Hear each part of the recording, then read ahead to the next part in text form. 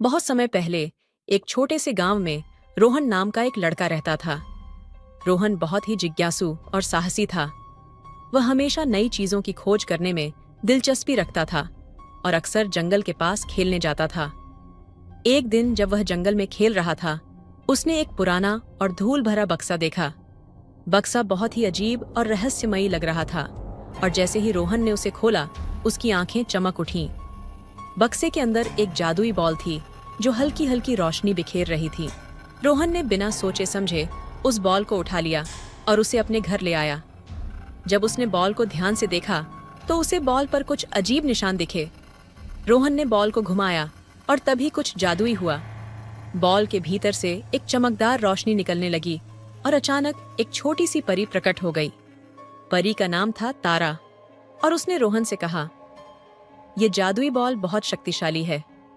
ये बॉल तुम्हारी हर इच्छा पूरी कर सकती है, लेकिन याद रखना, हर इच्छा का परिणाम होता है। रोहन बहुत उत्साहित हो गया। उसे लगा कि अब उसकी सभी समस्याएं हल हो जाएंगी और वह चीज पा सकेगा जो उसने कभी चाही थी। पहले तो उसने सोचा कि एक बड़ी चमकदार साइकिल होनी चाहिए। उसने बॉल को उठाकर कहा, मैं चाहता हूं कि मेरे पास एक नई साइकिल हो।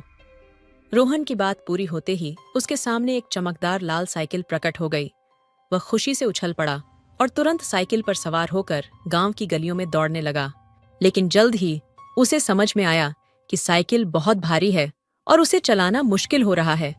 उसे एहसास हुआ कि उसने सोचा था कि साइकिल का आना ही उसे खुश कर देगा, लेकिन असल में साइकिल को चलाना उतना आसान नहीं था जितना उसने सोचा था। थक कर रोहन घर लौटा और बिस्तर पर लेट गया। अब उसने सोचा कि अगली बार कोई समझदारी से इच्छा मांगेगा। अगले दिन रोहन ने सोचा कि क्यों ना वह सबसे अमीर आदमी बन जाए।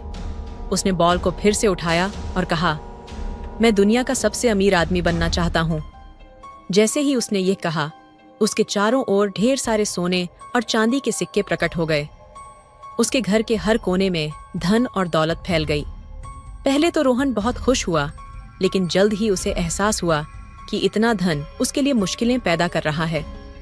वह सोने और चांदी के बीच में से निकल नहीं पा रहा था। उसके घर में घुसने के लिए लोग आने लगे और उसकी शांति भंग हो गई। रोहन समझ गया कि बहुत ज्यादा धन भी परेशानी का कारण बन सकता है।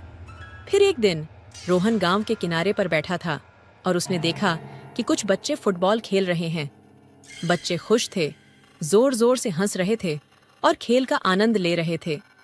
उन्हें देखकर रोहन के मन में ख्याल आया कि असली खुशी तो इन छोटे छोटे पलों में छिपी होती है, न कि धन दौलत या बड़ी चीजों में।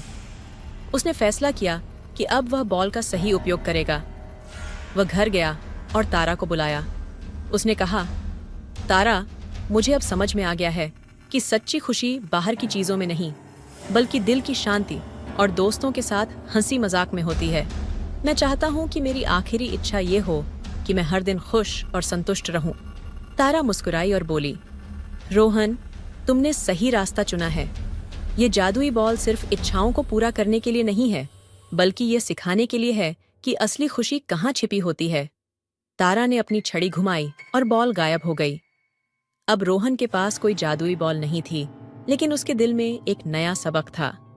उसने सीखा कि जीवन की छोटी छोटी खुशियों को महसूस करना ही असली जादू है।